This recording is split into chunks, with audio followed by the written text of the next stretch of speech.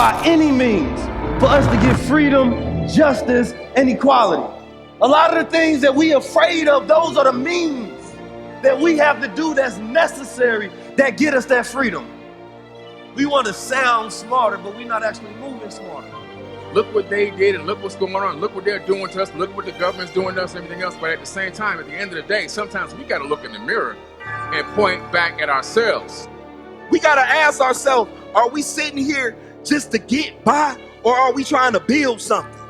The reason that we are here today, because we know it's something wrong with the earth. We know it's something wrong with the world. It means you have to build plans and strategies and operate and execute and build something, damn it.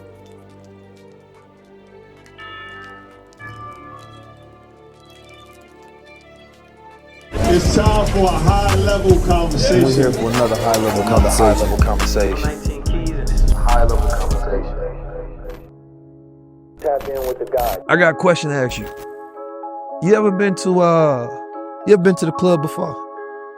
You ever partied before? I'm sure, yeah. You've been outside before. Probably been a little Paris, right? You know what I'm saying? You might kick it, might even went to Ghana. You feel me? Had a little good time and everything, but have you ever been to a party in front of the Sphinx, a private party in front of the Sphinx? Tell me that. Anybody ever took you there? Invited you ever in your life? Yeah, you got a little invitation, like we going to the Sphinx, you want to come? Well, listen, for the first time in your life and first time in mine, I'm inviting you to come with me and party at the Sphinx. When I say party, man, it's way more than that word can ever encompass. But this is what we know. We know we're going to have a good time. We know that it's going to be a surreal experience, and we know it's going to be one of those moments in time where we cherish that memory forever.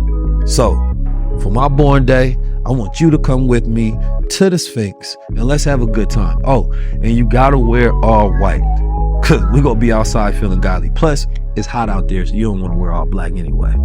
Make sure y'all come tap in. I'm 19 Keys. Go to 19keys.com/events and come party with me at the Sphinx. Yeah, we have a good time, I promise you.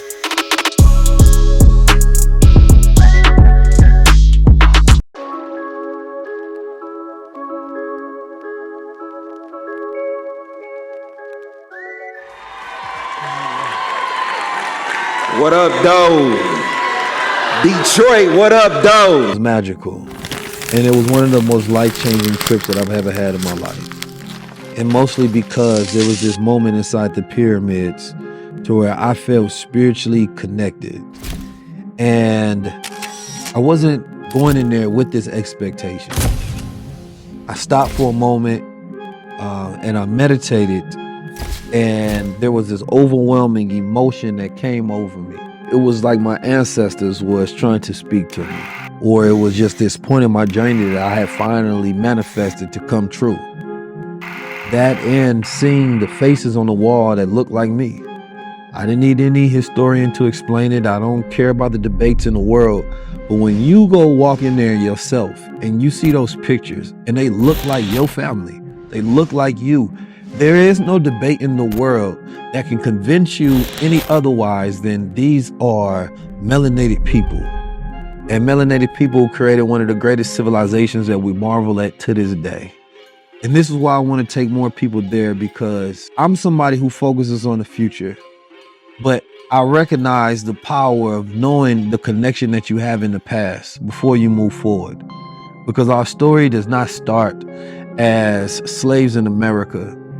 Our stories start as builders and scientists and engineers and pharaohs and kings and mathematicians all throughout this planet Earth. And when you feel that connection, there's nothing, no propaganda, no lies, no distortion of history that can ever take away that experience of being reconnected through your DNA and an environment that makes you feel it completes a part of your story. I'm taking 44 people with me on this comedic experience to have an even bigger experience than I ever had. We get access to the pyramids ourselves. We're going into places that most people could never even get to. We're going to have military and government clearance to do this. And it's going to be a trip of a lifetime. I want you to be there with me. And you're going to say that you are a part of a very special moment in time. Come with me to Egypt and let's return to the now. Don't be in denial, because they are, but we going back. Make sure y'all go to 19keys.com/events and get your tickets before we fill up. Peace.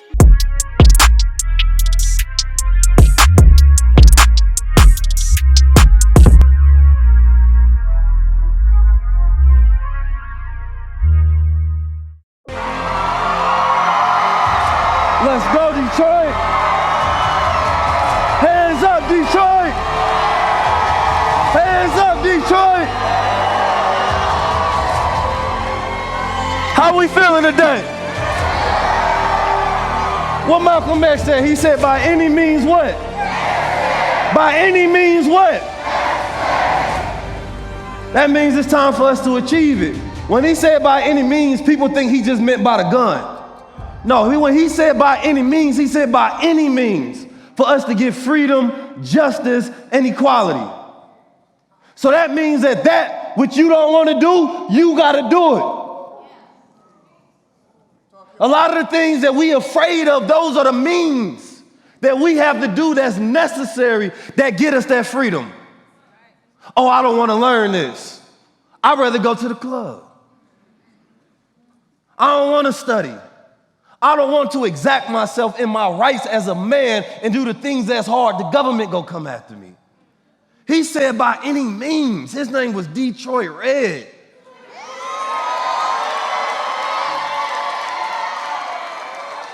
When I listened to that, I had to think about it. I said, damn, the only time we talk about that, we put the gun up pictures, he's staring out the window. But the means that he had to bring himself up from being Detroit Red to Malcolm X was the studying, was the transformation, was the time that he spent studying the entire dictionary so he can increase his vocabulary so he could talk that talk. But we don't want to give up pork. He said any means, didn't he?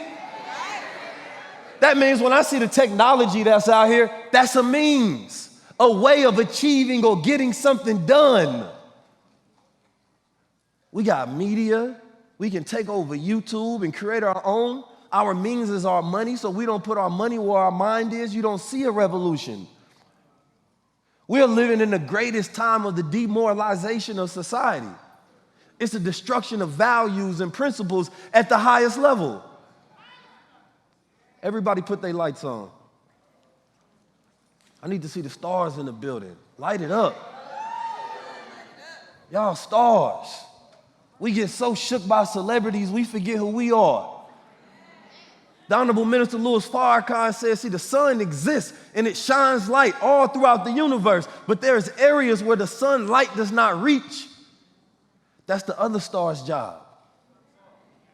So when you go home, and there's people I know that they ain't trying to come see 19 Keys and Zeke and Billy Carson. That's not my job to reach them. That's your job to reach them. But the knowledge that you put in your mind, the knowledge that you have inside of yourself is the means that become the necessary state and conditioning of yourself that will allow you to bring them up. But they can't do it by just hearing your words. They have to see you go through that process. They have to see you eat better. They have to see you learn, then execute, not learn just and express. Because we like to learn and then go around people, look what I know. We want to sound smarter, but we're not actually moving smarter. See, we respect the person that actually do something with the knowledge because this is not the time of master teachers. This is the time of master builders. If you're not building something that is reputable, that we can use as a means for getting us out this state in this low condition, then you're not doing anything. Black America got so much trauma. We be wondering, how come we like to distract ourselves so much? That's a coping mechanism when we don't want to deal with the hard emotions. And we've learned to do that throughout our life. We are constantly distracting ourselves, taking ourselves off the track of magnetizing ourselves to something that matters. We no longer attracting these things. We are off track. We are subtracting ourselves from moving further. I ask the question all the time, who know their net worth? Because 90% of the crimes out there is based on money. So when we talking financial literacy, that's a revolution within itself, because if I can educate the consumer base away from the fast food, away from just being consumers and now being producers, you're taking money out the enemy's pocket. Education is the most dangerous thing that we have. It's what every particular people use to build their wealth. They know something. They have a goal, an idea, now they know what to do. But beyond that, it's family. Because when I study the white, the Jews, Mexicans, Asians, what do they have in common? They have a family order and a basis in which they go about doing things. But all we have is infighting. No, that ain't my family. Who bruh think he is? Nigga think he the new Malcolm X or something. No, I don't want to be. I want to be 19 Keys. That's Zeke back there. Zeke remind me of Fred Hampton so much. If you not supporting Zeke, if you not putting $1 towards the mission that he have to be out here in the lower bottoms, the black bottom here in Detroit, where he's stopping the scum of the planet Earth and protecting men, women, and children on a daily basis, feeding the people, you can't consider yourself to be a good person.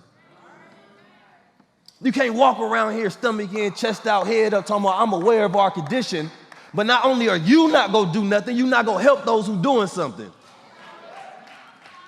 That don't make no goddamn sense. So I could not come to Detroit and not have my brother bless the stage. Not only that, I'm gonna give $5,000 of my own money to his organization. And my brother has a cash app for his organization, and I want you all to put some money up as well. Because I believe that if we could fund the dangerous minds in society, we can get very far. See, the white man has the ability to get failure money. He get money, he fail, or I'm gonna give you some money to try again. You got more experience now. When we talk about capital funds at a large scale and level, none of that money goes to black brilliance. So you may have an idea, but you can't get it funded, so therefore you can't execute it or express it into reality. It's not that so-and-so was smarter than you or they just beat you to the punch. You don't have the resources. So now when I see us with the lack of resources, I'm not about to go blame corporate funding. When I see black media can't grow so that we can control the narrative and the messaging around our movement, the remoralization, the recharacterization, bringing those principles and values back into the household, I'm not blaming Fox, NBC. I'm blaming the business owners. If you have a business, turn your light on. If you got a business, just if you got a business. Now, if you spent more than $1,000 on black-owned media, turn your light on.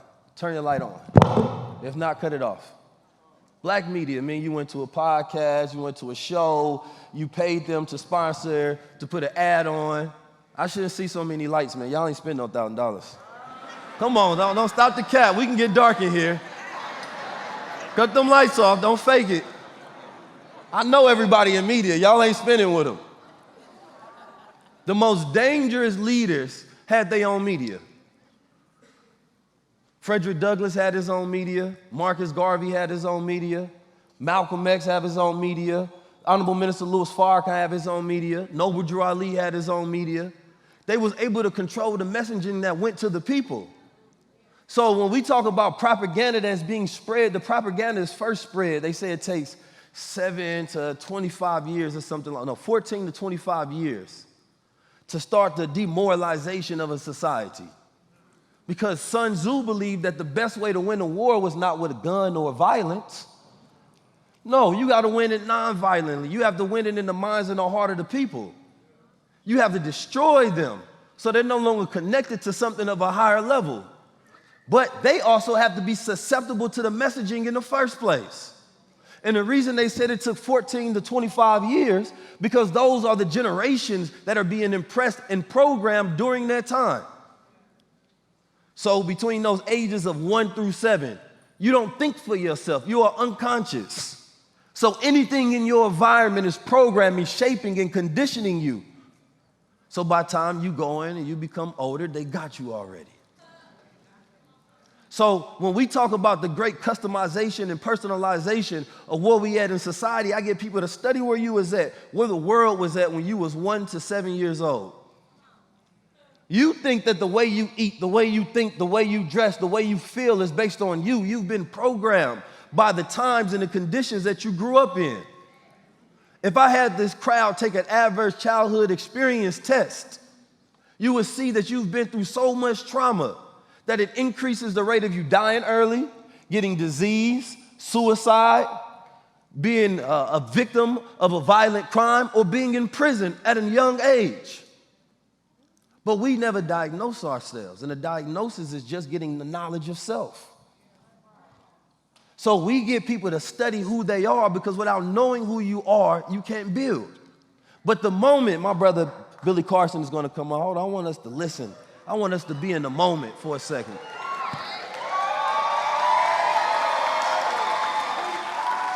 Because Detroit, we have a huge issue. Everywhere I go, I talk about this concept of this eternal boy and this eternal girl. We're living in a society where most of us are not psychologically whole. So the concepts that you're supposed to take when it comes to being self-aware, how to foster relationships, how to go out and tackle the world, how to have emotional resilience and grit and passion, how to do the hard thing that's necessary is missing. Because the boy never turns into a man and he lives in fantasy land. The girl never turns into a woman. She lives as a Barbie doll her whole life. So this is what we're dealing with. This is a PSYOP program to destroy you from ever standing erect as a man. We used to talk black power. Now they took that and subverted that and gave us new conditions. New slogans that mean nothing. No call to action, no power in it, no insistence on economic mobility, no self-sustainability, no sovereignty. They don't want you to be educated because you start thinking for self. You get open-mindedness, awareness. Now you are the most dangerous on the planet Earth. A lion is dangerous, especially when it knows it's a lion. But when that lion becomes a pet, and that lion is in a cage, at a certain point in time, you don't have to lock the doors. At a certain point in time, that lion no longer roars. At a certain point in time, that lion no longer hunts. That lion start asking the tiger to hunt for him. It start asking the zookeeper for a meal. That's the black man in America. Here you are, a lion that's a king of the jungle, that has power, that has dominion over all things. And the only thing you take it out is on your brother or your woman. But I see brilliance rising up today. I see a spirit. The reason that we are here today, because we know it's something wrong with the earth. We know it's something wrong with the world. And we won't let that spirit of Malcolm X die. We won't let that spirit of Brother Shabazz die. We won't let the spirit of none of our ancestors who stood before us and told us that it's time for revolution, told us that it's time to take over. When we say any means necessary, it didn't just stop at it. We gonna hold a gun at a window. It means you have to develop your mind. It means you have to protect your family. It means you have to learn the financial institutions of America. It means you have to conquer technology. It means you have to build plans and strategies and operate and execute and build something, damn it. That's the any means by necessary.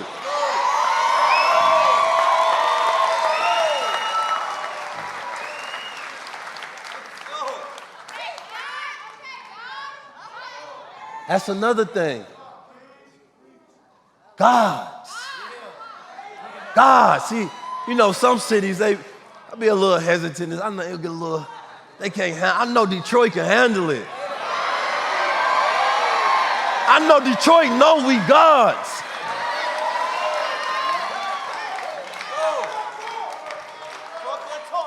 And the darkness is the womb. A lot of us done been through darkness. We didn't know we was being birthed for something. We didn't know we was being prepared. When we go through that darkness, we start off that way in the womb. We start off as a little spark, spinning its tail, magnetized to that egg, getting directions. But the one who can follow the best directions is the one who makes it. Because you don't even know you're being guided through the process. But the ego told that the sperm was doing it by itself. No. Science shows us we're not swimming. It's actually like this. We're propelling ourselves, moving forward. At some point in time, we forget how to be guided to the next stage and the next evolution in life. So as we're going, you don't have to know what you're being prepared for. The child in the womb of the stomach don't know, why am I getting arms? I don't need no arms in here. I'm underwater. Why am I getting lungs? I don't know what's going on. You getting a spine, you getting legs, heart, everything is growing. But you're being guided. Then you're pushed out unto reality. And you see light, and you say, this is what these eyes are for. Then you have to go against gravity, and you have to stand up. This is what these legs is for. This is what the spine is for. This pressure was never supposed to keep you down. You were supposed to conquer the pressure. You become anti-gravity. Our hair is coils of electricity that stand up and defy gravity. Why my skin brown and black? When I stand out in the sun, I absorb radiation. You have the spacesuit of a god. But when you were born and you was given everything from a material and a physical standpoint, what was next? Now you got to develop your mind. Now that's the harder part. Not only that, wait a minute, I got everything, so what's next? I was talking to an attorney at the Shinnecock Nation. I went to go visit her, and they're one of the most melanated tribes, the only sovereign tribe out of all of them, which means that they have their sovereignty in their trust, that they don't have to obey no laws, they don't have to pay no taxes, but they don't know business. Not 100%, they're getting a lot better with it, so I went up there to talk to them about technology and business. And his brother told me, he said his OG told him, he said, we got to become attorneys. He said, whoa, wait a minute. You know we don't deal with the system. He said, no, you got to be a spiritual attorney. He said, you got to learn the laws of the universe.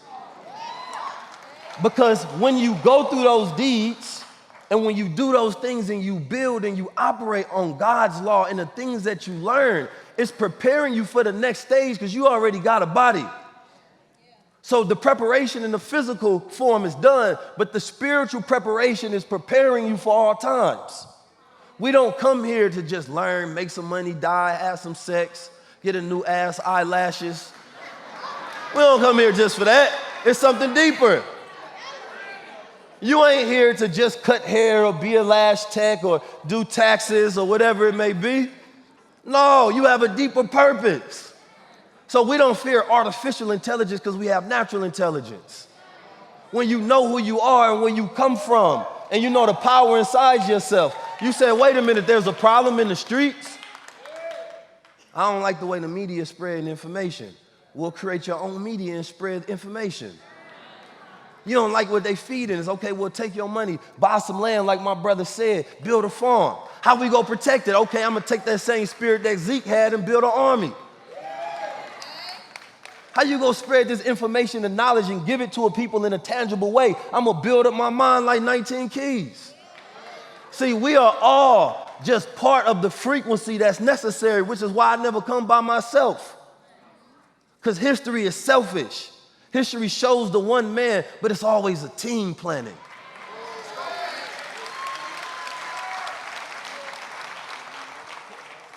Transformation. I need every man in here to see inside himself, to stop living in fantasy, stop living in his potential. What I mean by just thinking about it rather than doing it. There's no reason that you don't pick up one of these advancements, one of these skill sets, or you add on to a team.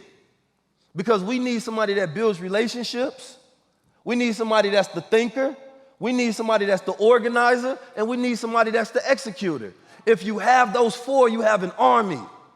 So when you're around the men that you're around the women that you're around, y'all want to talk about gender wars, or y'all want to talk about going to war.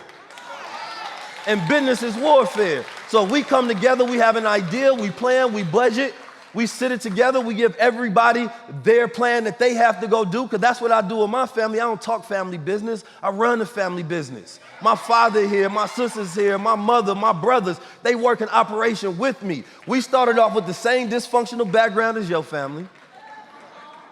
But we learn to communicate. We learn to respect each other. We learn to have vision, mission, and principles that we all go for. So I'm about to bring out my brother, Billy Carson.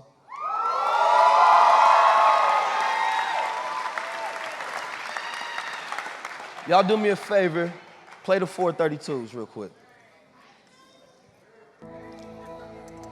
It's energy you gotta feel in a room. That's what you came here for.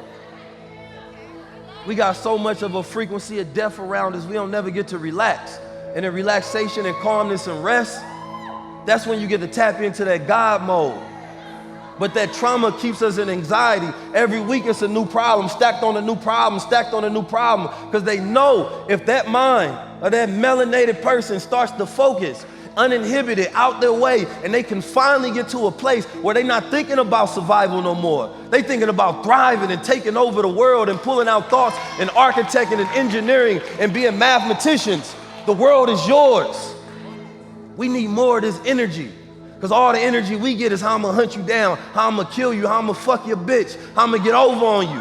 No, we need how I'm gonna build you up, how we gonna work together, how we gonna restore relationships, and how we gonna heal.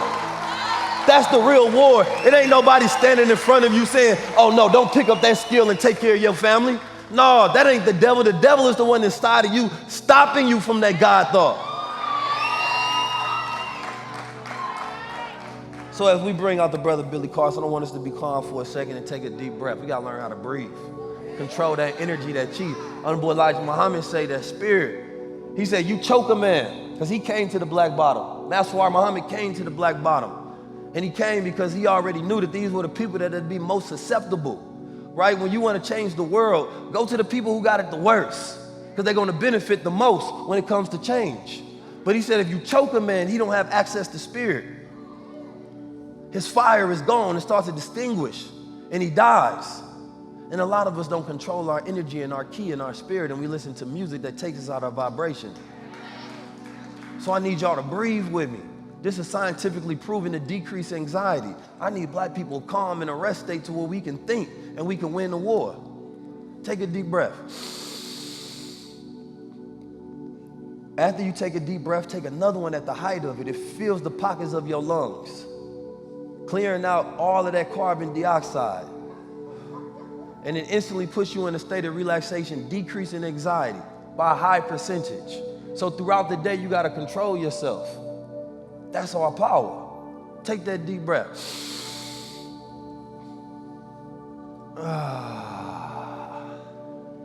And I need everybody to get on their feet and get ready for Billy Carson.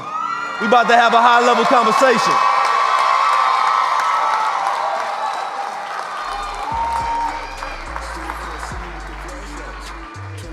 Without further ado, let's bring in this mathematical god. Make some noise.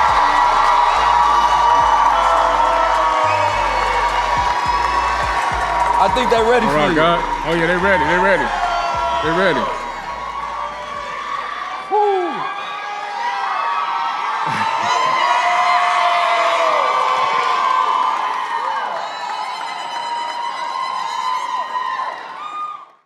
2023 was all about inspiration. I wanted to step on the stages, speak to the people, and go out there and inspire the world, especially at a time where it felt like that's what we needed the most.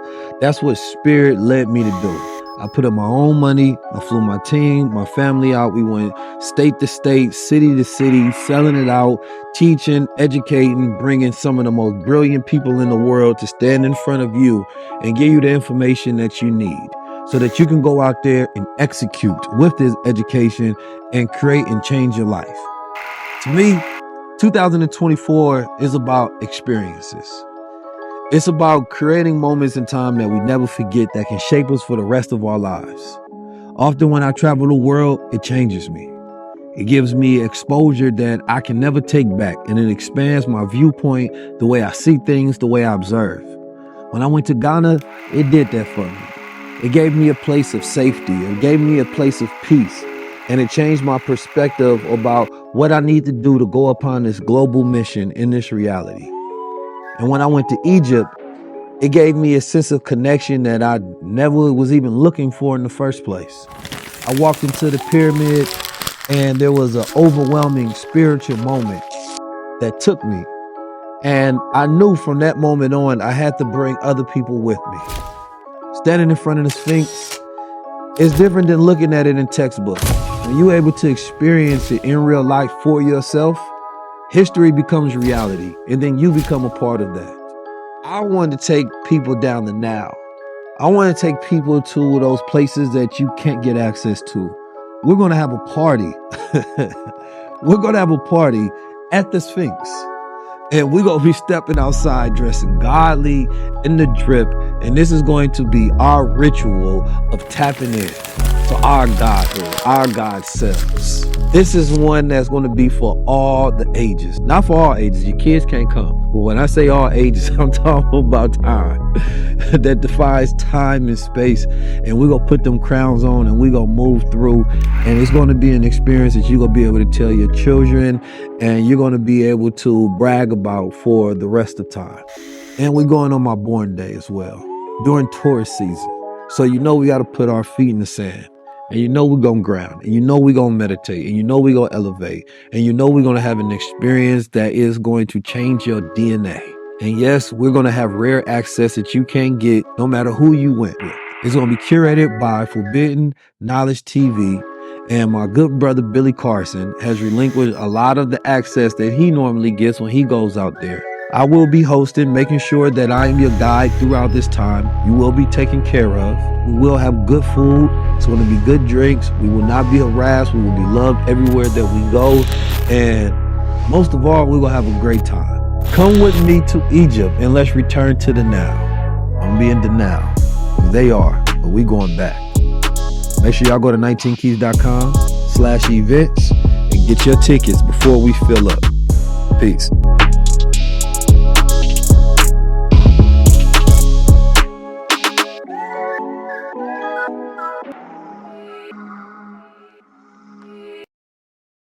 Before we get started, I want y'all to understand what the highest level tour is.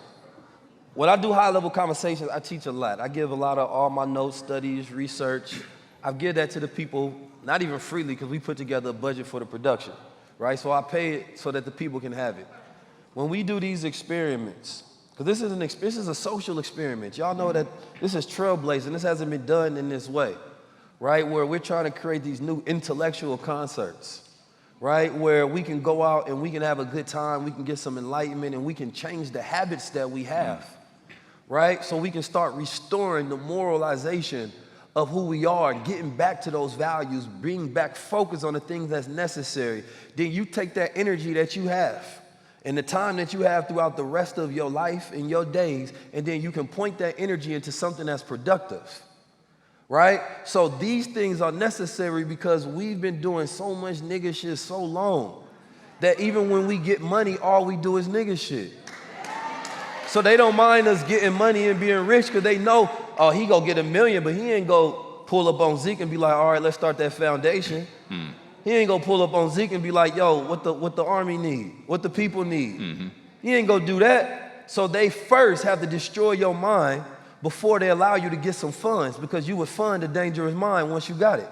So I can tell the type of man and who he is once he gets some money. You can tell a man by what his mind does, what his hands produce. Like, damn, you got all that money and you ain't doing nothing. So my good brother Billy Carson is somebody I see, he be getting to the money, but he be doing something. Thank you, man. Thank you. Yes, sir. Appreciate it, man. So let's start this off, brother. Yeah. I ain't gonna lie, I done lost track of time. I'm getting up there. I was getting into the speed of things. I really want to harp a little bit on the traumatic state that we're in, because I have a thesis that if we can get us out of those traumas, then we clear the path for us, right? And I want to talk a little bit about epigenetics, because we don't realize that, you know, they've done tests on animals and bugs, and they found out how you can pass down particular memories, right? Even sometimes they just sliced up particular worms, chopped them up, and then they found out that the other animals that ate that worm still had those memories induced in it. right? And within our culture, we have epigenetic trauma that we hear about PTSD, but we don't really understand trauma. Right. So can you give us a breakdown of trauma? And I want to talk about some of the work that you've done with Dr. Amos as well. Yeah, absolutely. And this is a really, really important topic that you're talking about, because we have so much trauma in our bloodline, and we need to learn how to get it out of the bloodline. And it can be taken out of the bloodline, scientifically proven. If you look back at the history of, slavery, right? 15 to 20 generations ago, whatever happened to your ancestors is in your body right now. It's called epigenetic memories. Now, Dr. Bruce Lipton basically rediscovered this about 25 years ago. I say rediscovered because we never truly discover anything. We only rediscover what already happened. And he rediscovered it, and he was scoffed. They laughed at him. They told him he was crazy. His peers tried to excommunicate him from the whole society and everything else, from science. And now here we go, fast forward, 25 years later, today, it's common knowledge. It's taught in universities all around the world. We know that the traumas that happen in your family's past, in your bloodline's past, exist in your body, passed down through the RNA, and now they just found out something else. The RNA transfers it through the father's side, but they found that through the DNA. Some of it also comes through the mother's side as well. So you're talking 15 to 20 generations. Think about that massive number. Can you even think about 15 generations ahead of yourself right now from your own bloodline? Can you even conceive how far ahead that is? What type of civilization will we have on this planet right now, 15 generations from now? I'll tell you, it'll be a bad one if we don't get our act together now. Yeah. If we don't clean up our act now, clean up our genetics now, and we can do it ourselves. All right, and that's the most important thing. Now, these epigenetics, what's interesting is the traumas that have happened, the PTSD, all the rapings, the killings, the murders, the enslavement, mental and physical, is all inside of our bodies. And the biggest problem we have is today, you are acting out on those ancient thoughts and ancient memories without even knowing about it. There's people going, why am I having these suicidal thoughts and I have a great life? Why am I anxious and I have no problems that I'm dealing with right now? Why do I feel like I want to go do something dark or evil or angry? Why am I always pissed off and so angry all the time? A lot of that could be with your epigenetics and what's stored inside of your own body. So these scientists in Russia started experimenting with different types of sound and frequency technologies. And they found that specific frequencies can turn some of these epigenetics on and also turn them off. Like which ones? Well, cymatic frequencies, just particular frequencies, 528 hertz, 432 hertz, 936 hertz, different ranges on the hertz scale can activate, reactivate, turn off, turn on, and even cure and heal your DNA and RNA. So that's pretty interesting. Let's try a little bit. Let's play the fear frequency. Yeah. So for those who don't know, the fear frequency is anything below human hearing. So it's below 19 hertz, right? Do that number 19. So in movies, they play this frequency. You can't hear it, but you feel it, right? So there's a disassociation. So usually, you might feel like you tough, you sitting at home and there's a scary movie scene, and you're like, why did I jump off that, right? It wasn't you tough. It's just they played that frequency and you felt it. You know what I'm saying? It was the frequency. We're going to put it on the frequencies. Yeah. So now let's go up a frequency higher above that. And I want y'all to just think about how you feel. So with this is Detroit, home of Motown, right? Home of a lot of great music. And music entrains in us, right? We see how young kids go crazy. They listen to some NBA YoungBoy, and they can't put the gun down out the video, risking $200 million. You know what I'm saying? But music has such a powerful ability to control us, right? And we don't realize that it puts us in these frantic states to where it can induce anxiety, right? And when we in these states, we can be triggered more easily.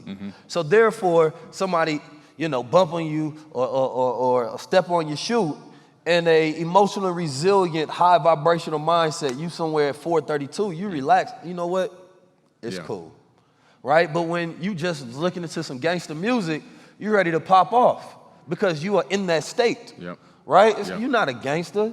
Right? You just been triggered because of where your frequency is. Right. You've been programmed. Right, because the gangster is the one who can control himself. Yeah. right? And so music has been destroying our ability of self-control for a very long time. So can we play the 4 or the one right after the fear? I want you to just kind of go up in frequency. You can bring out the water as well. We don't mind seeing a couple people bring out some water. We thirsty as hell. Thank you. They over there waiting Yes, to bring out the appreciate H2O. I'm trying to survive. Now, I want you to keep going up till you go all the way to gamma. And without us saying nothing, I just want you to think about how you feel. Because the music, on the back end of this music, all of them have a certain resonant frequency that it vibrates at.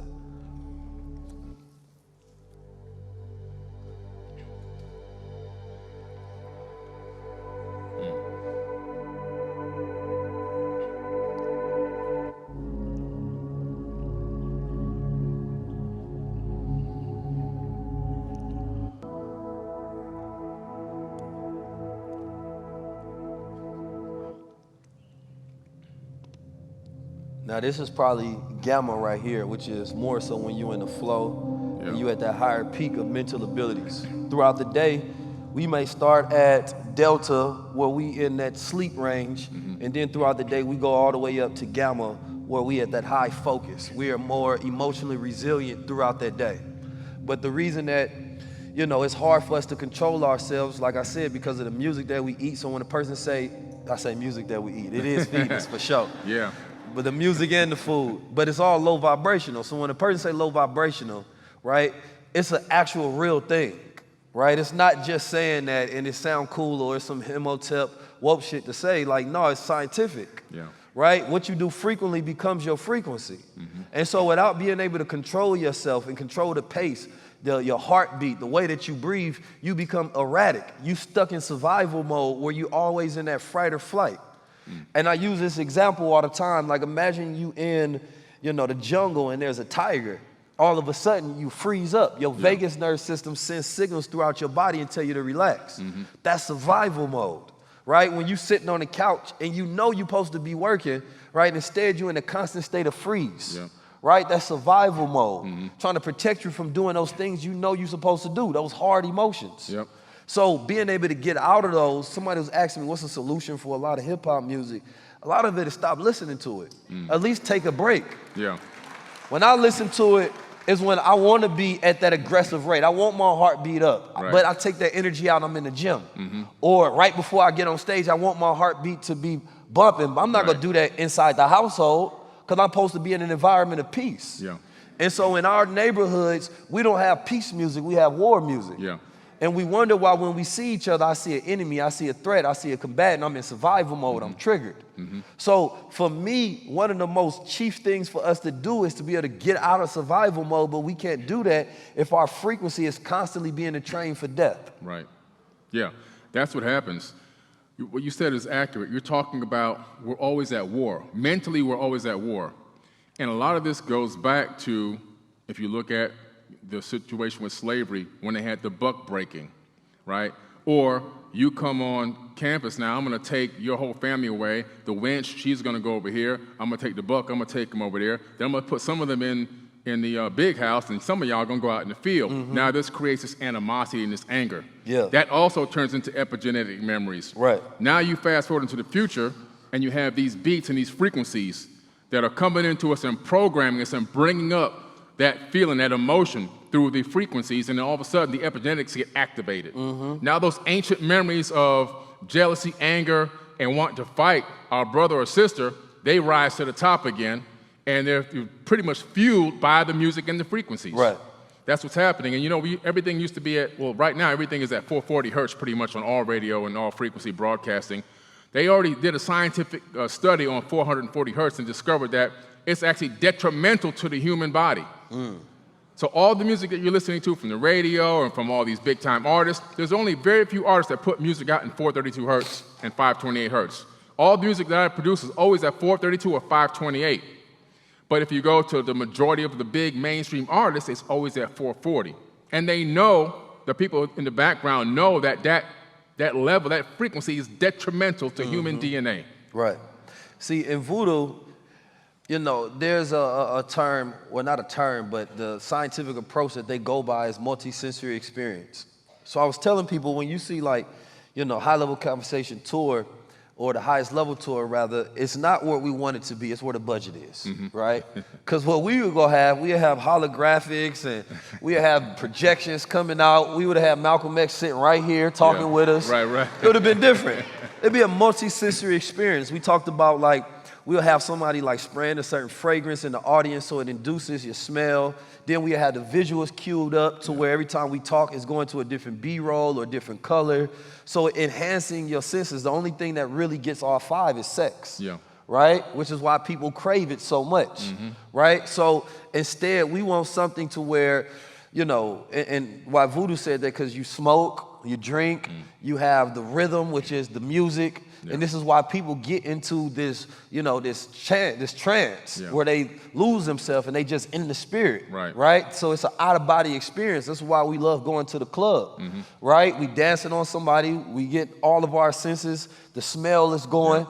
So it's literally creating these environments. When they say sex sells, it's not just the visual representation of sex, but it's the experiential right, of sex and what we've learned from that. So it keeps us in that vibrational state where we're easily to be controlled and manipulated because we're in trance and we're listening to music constantly just saying yes to it, not thinking about what we're actually agreeing to. Yes, exactly. We're signing an agreement every time we bob our head. And consciously, those lyrics that are going out from whatever the lyric is, and once you agree to it, now you're in collusion. And when you're in collusion, you're cooperating with it, and the outcome is part of your fault. Right. A lot of the times we keep going, look what they did, and look what's going on, look what they're doing to us, look what the government's doing to us, and everything else. But at the same time, at the end of the day, sometimes we got to look in the mirror and point back at ourselves. Now we got look what we're doing to ourselves. Right. You know what I'm saying? Because and we're not to cut your colluding with wisdom, but it's like reverse engineered. A lot of these things are just reversal. When we talk about the demoralization, then destabilization, then crisis, then standard, it's these 4 stages the Soviet guy named when he talked about how you destabilize a country and a society. And he said after that first 25 years, after that it's over with. It's locked. Because those children aren't trained with it, and we're so past 25-year stage. We are now the generation that are a product of it, right? So we've been demoralized, and that's why they took away, people are like, why they take away, you know, the TV mediums to where we had wholesome family morals being guiding us, right? There was a time where Dr. Wesley gives a breakdown on this where you can see the percentage rate increase where it no longer was talking about, you know, protecting and revolution. Instead, new words came in like nigga and bitch and hoe and sex and murder and things of that nature. You start to see an increased frequency of it. And then that became the frequency of hip hop. And now we're looking at the children who are a byproduct of that because we're past 25 years. Now we're 50 years into hip hop, right? But it's been probably about, especially since the 90s, right, 30 years in, past 25 years, where this generation is now making it standard. So where now they don't have to do nothing. They don't have to physically go into a neighborhood with a military and shoot you down. No, they have you working against yourself. Right? So now the thing that he said was critical was that when you properly demoralize a people, even if you tell them the truth, they won't take it. That's right. He said you can give them the exact guide, the exact strategy, the exact plan. Y'all know you can go to some of your family members, you can go to the hood, you can tell them exactly what's right, and they won't listen. It's become a standard like this.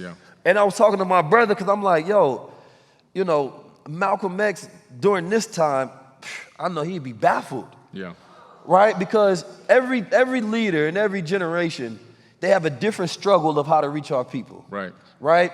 In their time, at least they had the music that assisted it, right? So he was friends with, you know, Marvin Gaye, or not Marvin Gaye, but what's the Sam Cooke? Come on, sister, know what we're talking about. You feel me? So the musicians started to go along with the movement, because there's certain things that you have to embed to start changing the frequency. You can't just talk. It has to be in the food. It has to be in the events. Right? It has to be in the clothing. It has to be ground movements. It has to be the technological movements. It has to be in the spiritual movements. It has to be everywhere so that it becomes an environment and it encapsulates you so you can't get away from it. Binaural beats is having two frequencies, and in the middle you hear one, Yeah. right? So it's the same thing when I think about morals and good things. In our lives, we have a percentage of things that are negative and a percentage of things that are positive. Yeah. And who we become is the balance in the middle. That becomes our frequency. Yeah. So until this becomes the norm, I don't want this to be revolutionary. I want it to be standard. I want this to be a normal Friday evening, Thursday night. Yeah. Right? Where imagine you did this 100 times out the year, who you would become. Right. So this is part of restabilizing the culture, restabilizing of society, right? Is remoralizing and changing the things that we give attention to. Yeah, absolutely. And one of the best things you can do is use affirmations. And that's huge. That's why I wrote the song Affirmations, which is my #1 song that I have. You can get that song, flex. Affirmations by Forbidden Knowledge, on any music platform. You can listen to it for free on YouTube even, right? But what I did was I realized the power of the spoken word and how it actually influences the DNA and the RNA in the human body. It's deeper than just listening to it and going, oh, this is making me feel good. On a genetic level, it's manipulating you in a positive way. And so what I try to do is encompass all different aspects of the music, you see? So that everyone can feel like there's something here I can relate to. Yeah. And that song is so powerful. Once you memorize those affirmations, you'll be able to speak them randomly whenever you need one of them. And that then will begin to speak power over your life and your own genetics. And by that method, for 21 days of doing that, speaking those affirmations out loud for 21 days, scientifically proven in real laboratories, duplicatable science, will reprogram your DNA.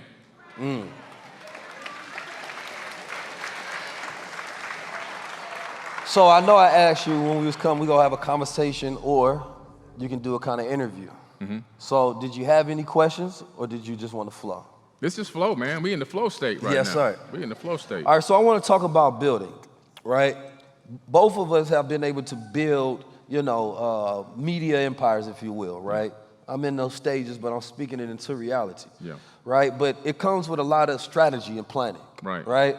We often think in our culture that you chosen by the Illuminati if you're successful. Yeah.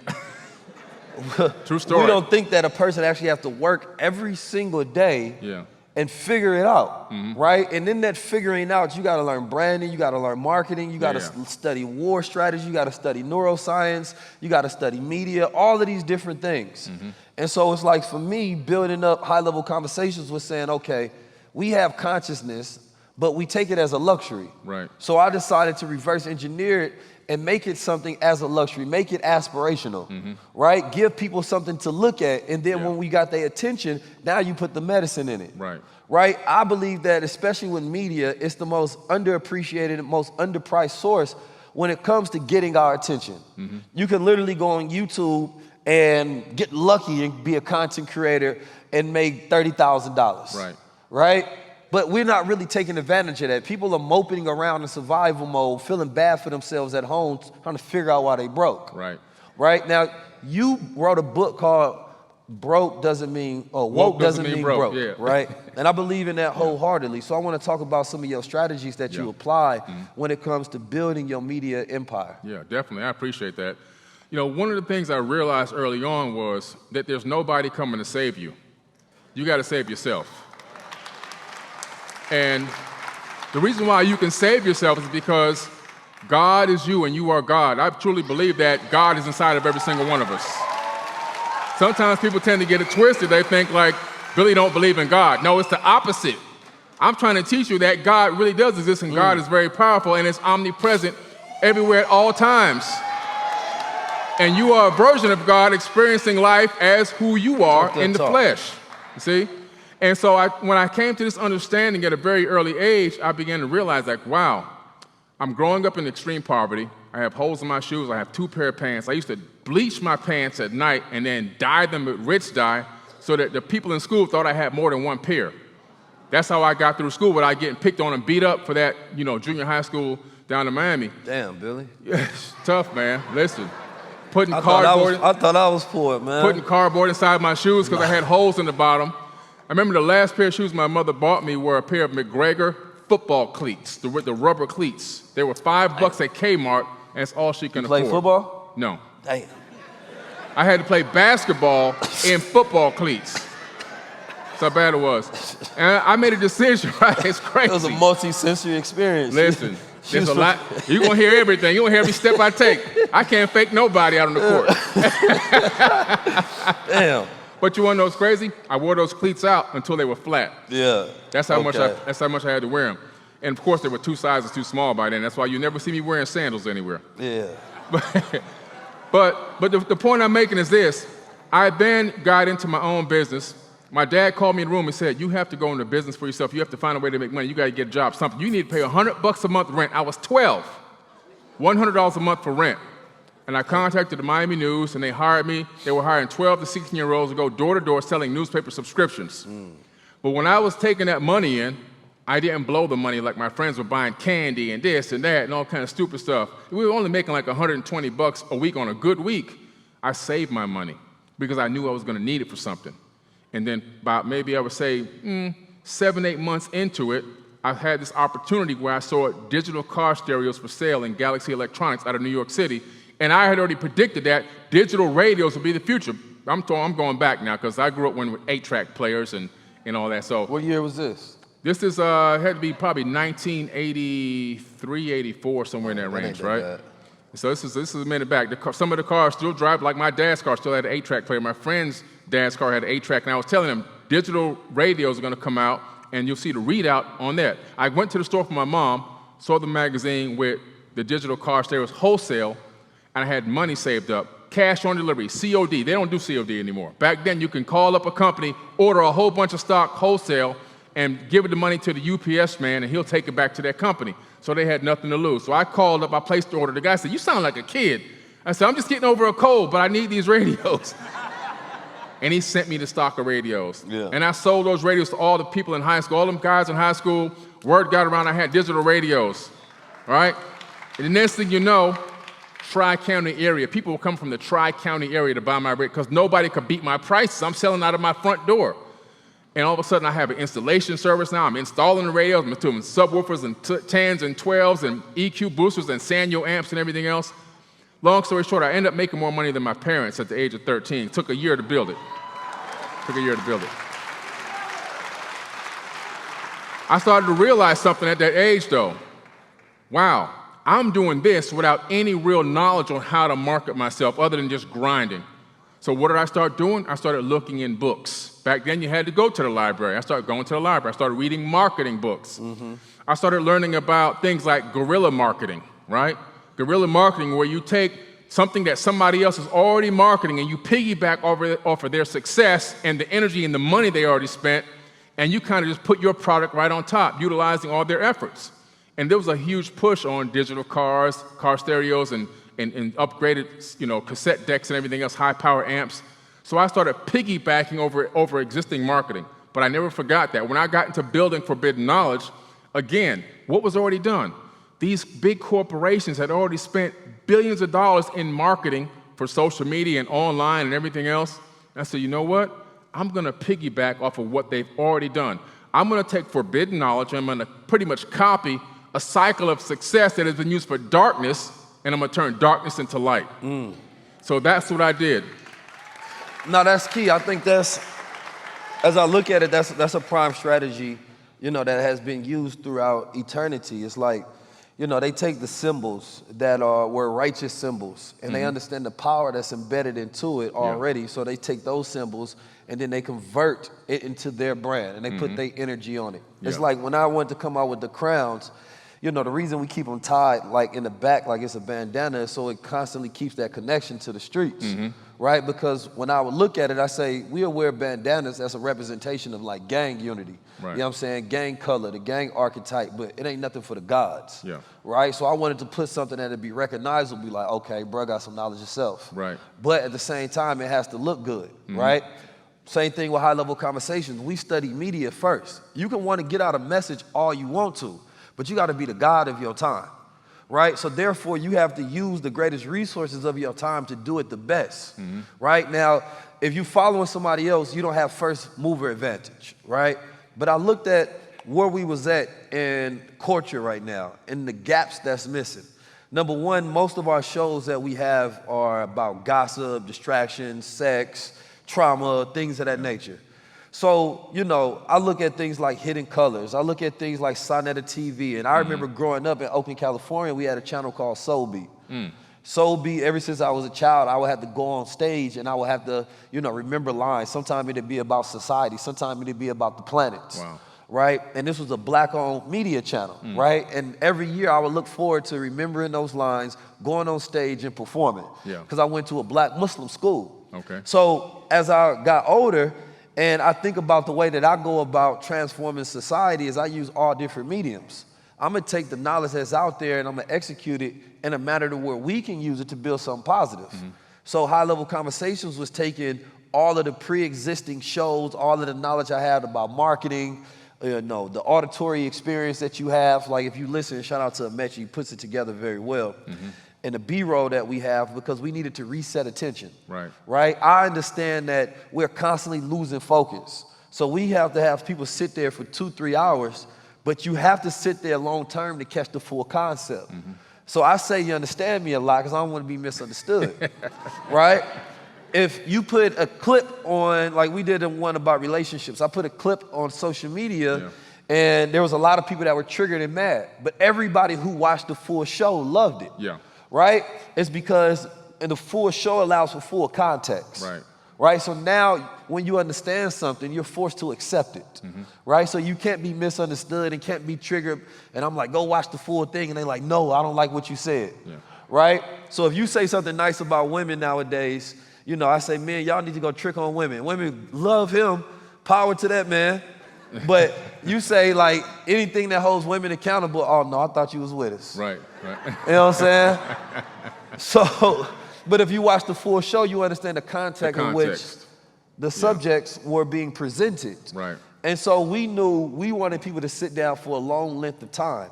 So if you're going to start a show, and we need to see more of these, you know, I would say enlightenment conversations that we have, the remoralization of society, we have to talk about higher level things, right? So you have to spend a budget on it. You have to have a team to where you get somebody where it's high quality production, especially in the age of AI. People will not settle for low budget production anymore, right? You can say, I ain't got nobody to edit. They now have AIs, video.ai, it'll edit everything for you. It'll chop it up, and you have some AIs that will tell you the virality, you understand me, that this clip could possibly be. Now, when we first started, none of that stuff was there. I had to learn how to edit on the phone. I used to use InShot a lot. Edit it, I would throw on my sounds, I would throw on the B-rolls. But the way I did is I studied newspapers. I studied the way they put together titles and clips. And I learned the empathy model, right? That if you're at a restaurant, you know, it's the unspoken needs that a good waiter understands, right? She know when you may have been waiting too long, so she gonna come and check on you, right? That's empathy. She knows that, oh, I forgot to bring them a spoon, or they probably didn't ask about this, so you start to feel like a mind reader. And content, the way you do it is, you know, sometimes a person doesn't want to have to look at your clip to know what it's about. So we'll put the subject up there, right? We'll put the date that it came out, the subtopic, who's in it. And then sometimes we'll take the most viral part of the clip and we'll put that in front as a short little burst so you know what's coming. So it's setting the mind up for you to watch the whole thing. Locks you in. So we didn't just put out content because we understand that, you know, the devil works hard, but sometimes the God be slacking. He think the knowledge is enough. It's the execution on how you present the knowledge that makes it godly. That's right. Right? God didn't just write on a piece of paper. You know, there's a lot of people who read the Bible, people who read the Quran. They're more beautiful books. It's written, it's ordered, there's verses, there's chapters, there's glossaries. The way it's presented is sublime. Right? There's a reason that one is black and gold and one is green and gold. Right? The pages.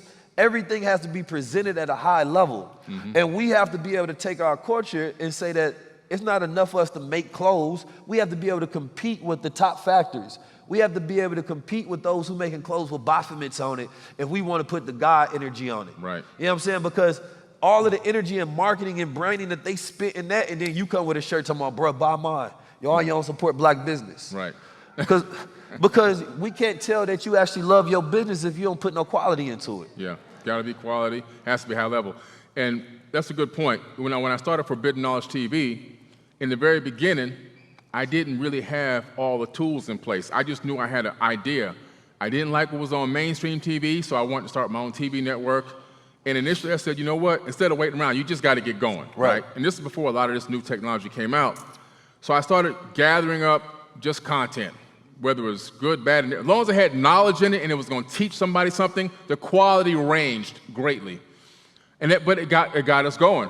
And then, long story short, I realized in order to not only capture the subscription base, but to keep them, you have to increase the quality. That's a fact. And so we began working to increase the quality. So production costs literally went from $0, then grew to about $7,000 and $20,000 and $15,000. Now we have shows that are produced that are over $120,000, $130,000. We have documentaries over $250,000 on the network. But you have to grow to that point. But now what you see, the retention, because people now believe that we care about the network, that we are really here not to just make a dollar, that we're here to really take it to another level, make it a high level, right? And we want to showcase to people the quality of what it's like to be at a high level and be conscious and learn something, and have something that you can then feel proud to send out to other people and show them, hey, tune into this show and watch this show right quick and tell me what you think. You're not sending them something that was filmed off of a cell phone, with no mic and the echoes in the room and everything else, but you're sending them something that's really, really high quality. And once we began to do that and take the quality level from here to here, we saw the retention change, we saw the attrition drop, we saw the amount of excitement for the network increase, and then we were able to get approved to all the major networks, Samsung TV, Apple TV, all the other major, Roku and everything else. But also it took us realizing, hey, this is not just a small business. We have to compete with Netflix, Amazon Prime, all these other major networks that are out there.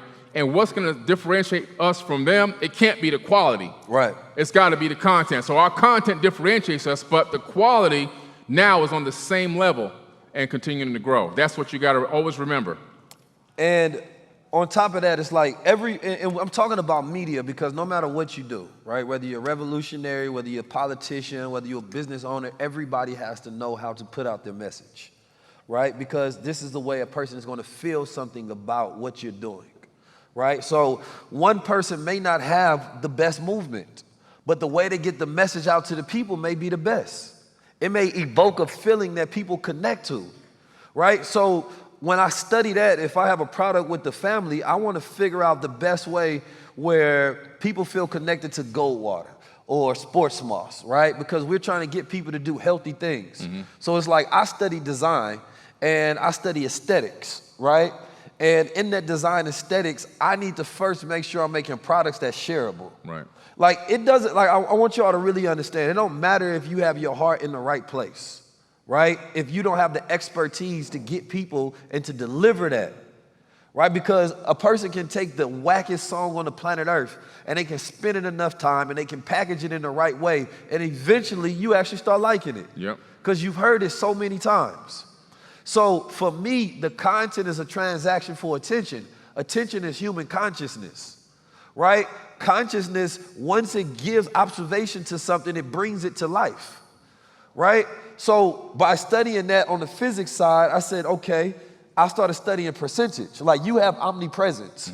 And omnipresence is you're not just on Instagram. That same video, it might be on 20 other, Instagrams. It might be on TikTok. It might be on YouTube. Because if you really feel a great way about it, then you need to utilize all the mediums to make sure that your message is out there and it's flooded. That's right. When Russia was putting out propaganda to try to get black people to get stirred up on race relations during the Obama administration, they was putting out content everywhere that was race baiting us all the time. And you didn't know it was a bot, but it was. And with AI, these things are going to get worse where you can't believe your eyes. You're not going to be able to believe your ears. You're not going to know what's real. Social media is such a land of illusion that you can't believe nothing on there. So how do you compete? If you don't have a brand and you don't build a community today, I don't believe your brand has a future at all. So for me, it's not about just, I'm going to create a business and I'm going to have my heart in the right place. You have to have your mind strategic. And the strategy is not one where you're constantly reacting to everything that happens. You got to take a step back and you have to get creative on every move that you make. And what's the best move? And when you want to get grand strategic, it's when a war general takes a step back and look at the whole landscape, right?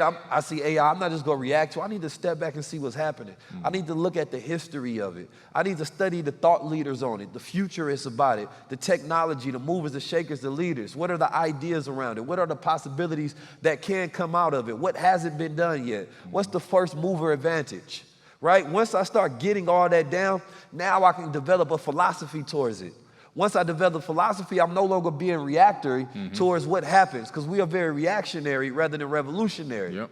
So once I become revolutionary in it, now I can interact it in a way to where I'm being original, right? So now I can have presence. Now I know how I want to take over.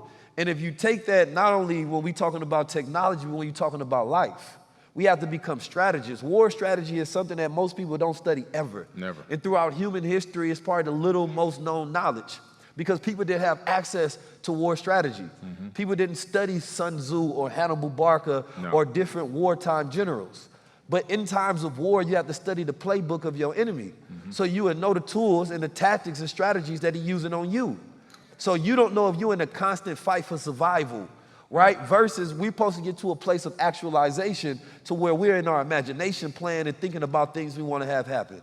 But in the hoods of America, I can give you all of the game. I can tell you the content strategies. I can tell you how to do the marketing properly, right? I can give you strategies of how to go build up YouTube channels to make hundreds of thousands of dollars. I can tell you how to build a book instantly to become an author. I can tell you all these things. But if you're in survival mode and you got trauma inside of you, you're not thinking long term. Yep. Human beings can multitask, right? We don't always do it well. But the way our brain works is we have a small dot focus and a big dot focus, right? I can be over here and my small dot can be thinking about, you know, what this audience is. Then my big focus is over here. It's like a circle in your mind. Black America, our focus becomes narrow when we in survival mode, because all we can think about is that thing that's holding us back. Yep. All we can think about is that feeling that we have. So a person talking about next year, like, nah, I can't even focus on that right now. We've heard that before. I can't think about that right now. I don't want to hear. You could be giving this person the exact blueprint to becoming a billionaire, becoming the most powerful person in the world. So when I'm engaging in conversation and you listen to somebody like Billy Carson, yes, he's a person that started from poverty and survival mode, but he decided he wanted to live in his imagination versus be stuck by what he's seen as his sight. Because when you look around you, there's nothing there, but when you look inside you, there's everything. Everything exists. Right? Everything. Yeah. And we get to this place where we can start pulling out what's in our head when we teach our children to go into their mind. And what's your vision, right? Like, what's your vision for this technology? What's your vision for the future? What do you imagine the world would be? Like, think about it for a second, and I need us to pause. We don't have that much time, right? And I need us to pause for a second. I need everybody to think about their vision for the next 50 years. Close your eyes. Can we play some 432? This is the most important thing. It's called harmonic convergence, when you can get a mass amount of people to start having visions, right?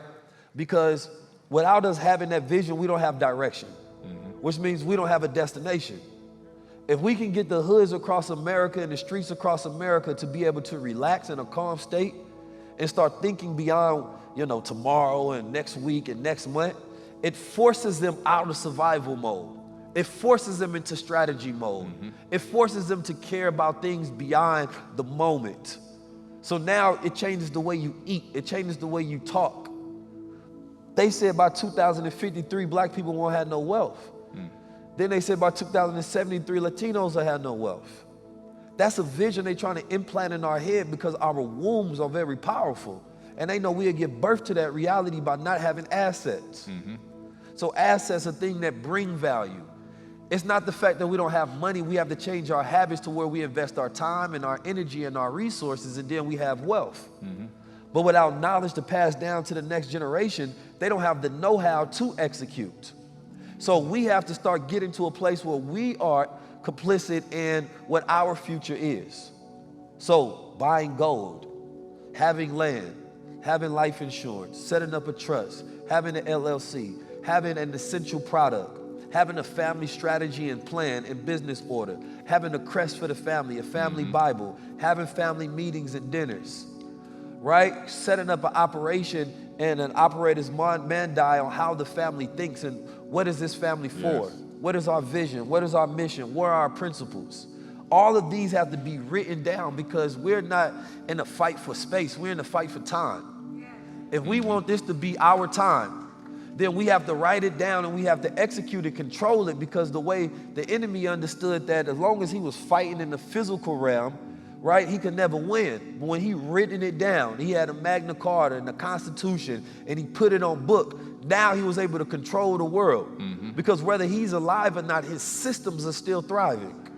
Right? He know if I can put it in this child, that child, when I die, they're going to take my ideas and they're going to carry them on to the future over time. Right? So now, while you trying to fight for a block, he's fighting for the next 100 years. So we're in a war for time. Is this our time? You got to make it your time. So let's be calm. Because we're not used to that. We're not used to going in a room and just sitting down. We have to constantly be in a social interaction, constantly having static where we can't hear our thinking. So let's hear ourselves for a second. Let's see what's inside our minds.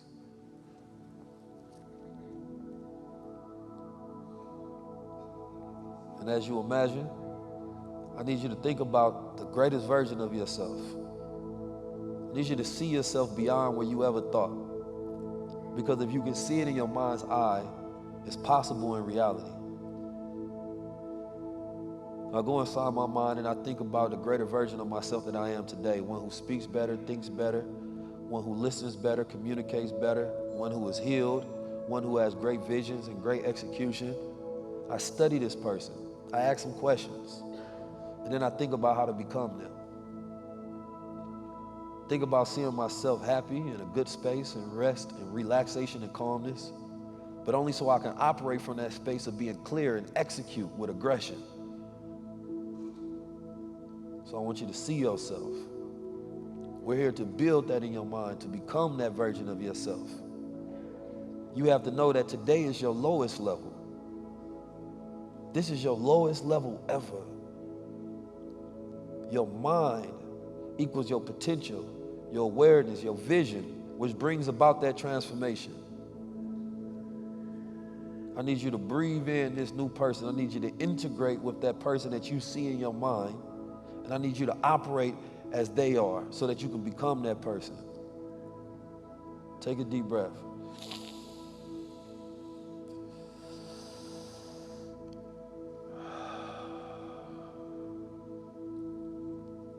As we leave here, there's one final thought I want Brother Billy Carson to give us.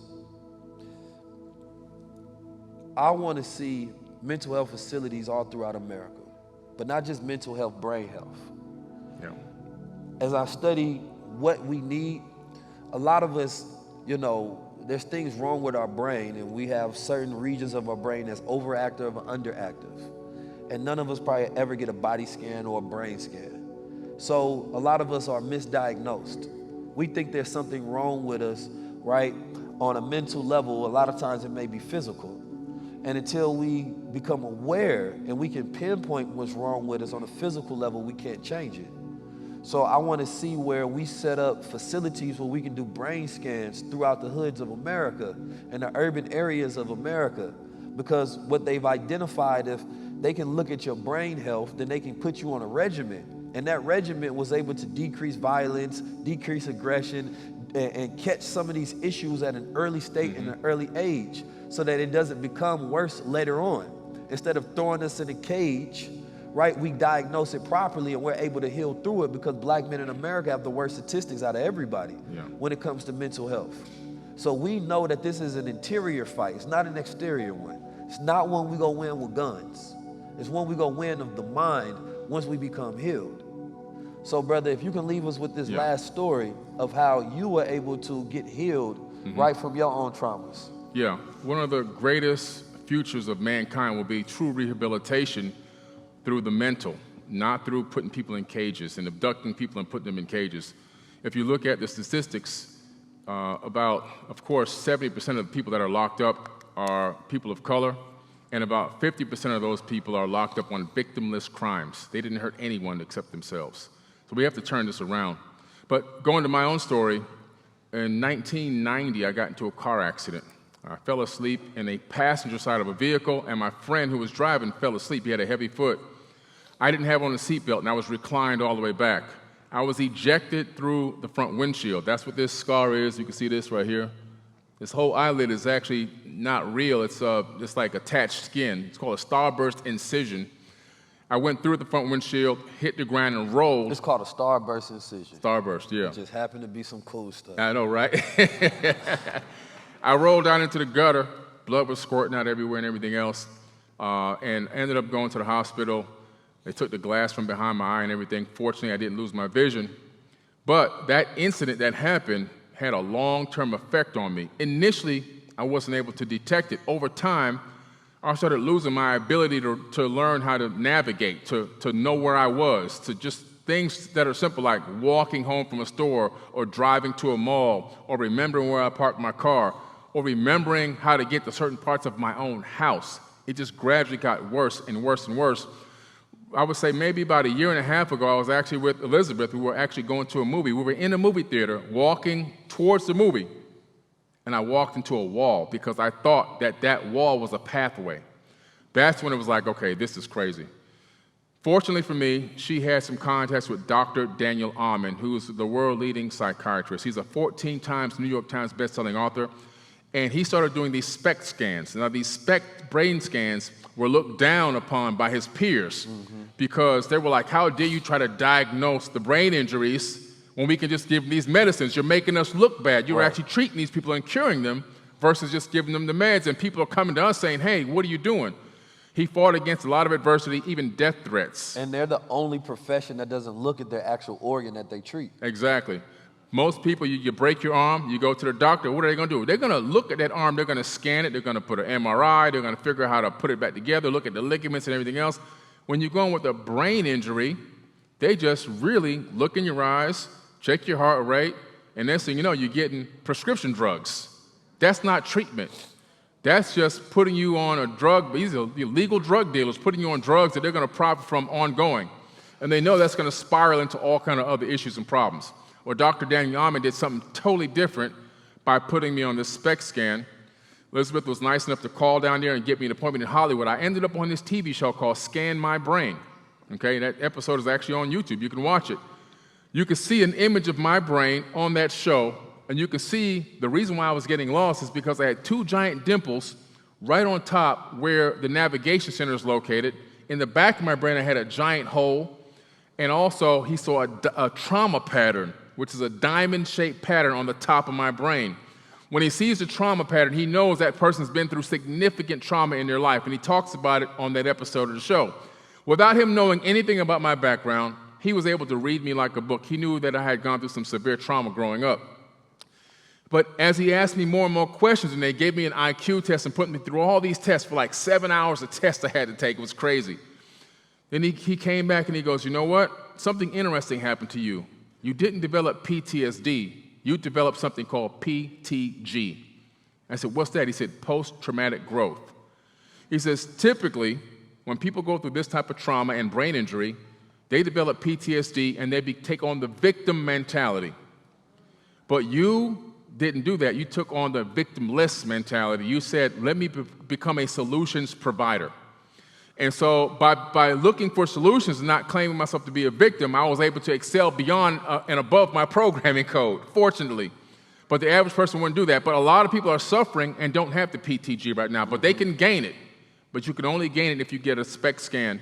What he did for me was he scanned my brain. He showed me where my brain injury was. Now, just the actual knowledge or the awareness of the actual brain injury and where it was located in my brain, that started day one of healing. Just understanding that there was something wrong. Not that I just thought something was wrong with my brain, but that there was something physically wrong that was creating a situation in my life that I couldn't control was the beginning, day one of actual healing. The second part of healing was his brain, they're not meds, but they're actually like all organic vitamins, organic supplements that he gives out. It's part of his brain formula. It's not a pharmaceutical at all. It's over the counter. And then the third part was different types of brain exercises that he had me doing. Left hand, right hand, left hand, right hand. Specifically, he had me start training and working with table tennis even, believe it or not, table tennis. All the NFL players that get concussion syndrome and concussions, they send them straight to Dr. Daniel Amen. He has a contract for the NFL, and he's curing these guys from their concussions. These men were committing suicide, beating their wives and their kids, committing crimes, going into deep depressions. And people thought, oh man, these people are just dumb, they're just crazy. No, they have a brain injury. And there's a lot of people walking around that don't play football, that are going through similar problems and issues that don't know. They might have fell down when they were 2 years old and got a brain injury that's affecting them right now as a grown adult. And you'll never know until you bring awareness to the situation, which is why his work is so important. And now he has clinics all over the country. So if you can go and get a SPECT scan, if your kid is acting out and you can't figure out what's wrong with your kid, I think his nephew was attacking or had attacked some other person severely. And they were like, this kid is crazy, we gotta lock him up, we gotta put him on drugs. He did a SPECT scan, discovered that he had a brain injury that nobody knew about. And once he gave him this regimen like what he put me on, and the brain injury was healed, like mine is actually healed now. In episode 2, you can see almost a year later, my brain injury completely gone. My navigation capabilities completely back. I can see maps in my head now. Yes, sir. You know what I'm saying? It's incredible. And I think the key to that is awareness, as he said. You know, we have a lot of issues that exist in our community, but we don't really have awareness of where the root of it is. All we see is the effects of it. So we see the anger, we see the issues, we see the violence, we see the crime, we see the dysfunctional families, but the root, if we become aware of the root, that's where we can make significant change. That's where the problem is, right? And so now we at this place to where we can really look at and diagnose these things from a level because we have access to information like everybody else. That's our wealth, right? But activating and executing in that manner, because that stress can cause that as well, cause inflammation in the brain. The physical and the violent attacks and the traumas that we go through, it causes inflammation in the brain, right? So there's a lot of young men and black men and women walking around here right now that don't know that their issue is a physical one. And as we talk about mental health, it's really brain health. We don't just need to be inside talking to somebody on the couch. We need to be outside, right, in nature. So listen, we don't have too much time. We about to get out of here in a second. But in true fashion, I need to ask y'all a question. Are we low level or high level? High level. Are we low level or high level? High level. Come on, stand up, Detroit. Make some energy in the room, man. We came here today to switch it up a little bit. Y'all done really came out. Y'all done really showed out. Y'all came here to listen to some energy, to have a transformational experience, to bring some awareness to where some of these problems are. And by bringing that awareness and that consciousness to it, now we can start to focus on it. So we have to build our families up. We have to be men and women again. I don't care about the agendas of the world. What's your agenda? Right? We complain too much about what the devil is doing. What God doing? Talk to me. What the God's doing? Are we low level or high level? High level. Are we low level or high level? High level. Well, let's live like it then, Detroit.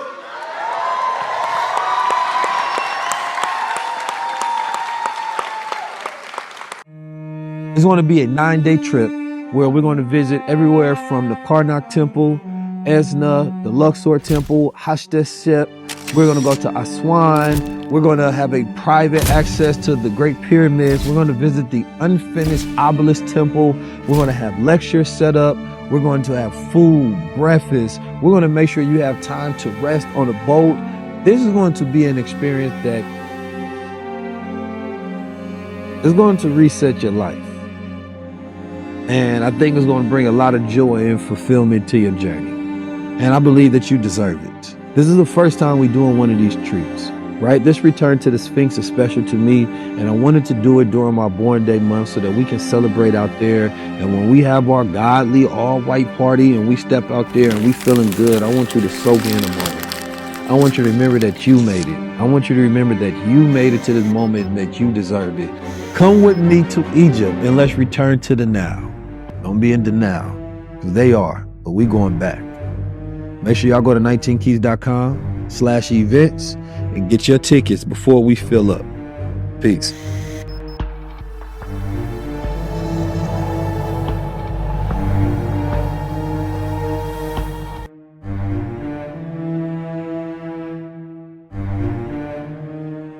if I can get everybody in the building to stand on their feet and give a round of applause for the special announcement that we're bringing from the city of Detroit. We're making history right now. We have a presentation for a special award of recognition.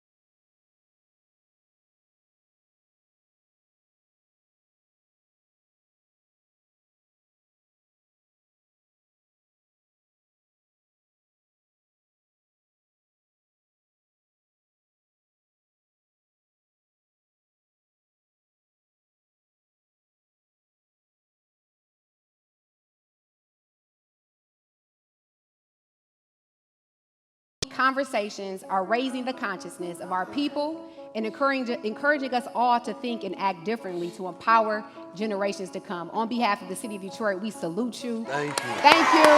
We appreciate you. Thank you. Congratulations. Thank you.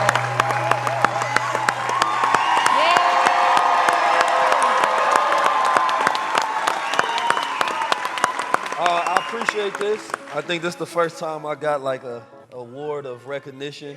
Yeah. From anybody, really.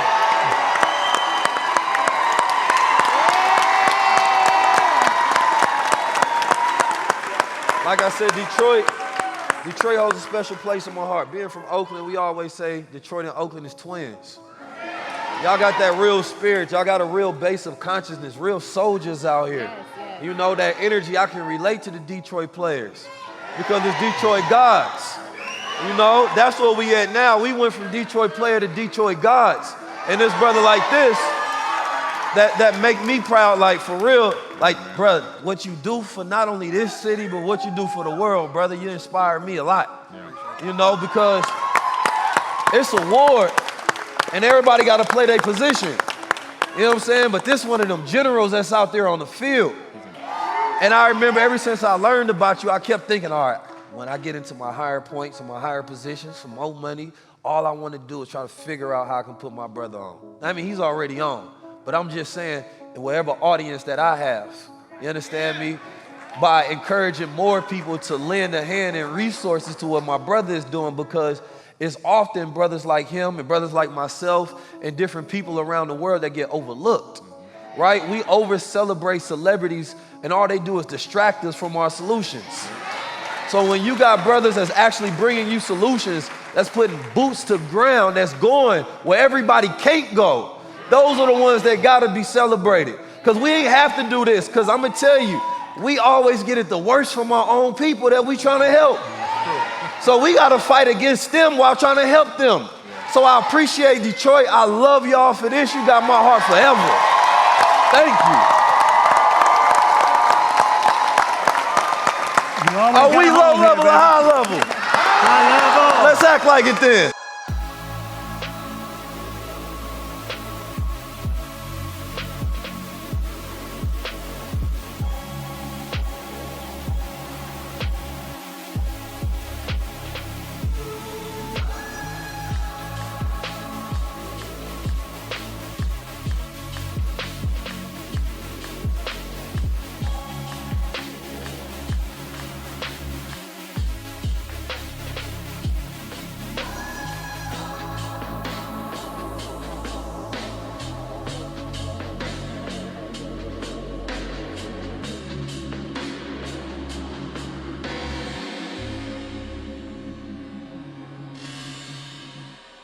What you doing May 20th to 28th? Because I'm going to tell you what I'm doing. I'll be in Egypt. I'm returning to the now. I will be visiting the Luxor Temple. I'm going to be flying to Aswan. I'm going to have private access to pyramids. I'm going to have a party in front of the Giza. I'm going to do a lecture that I'll be preparing for the next 3 months.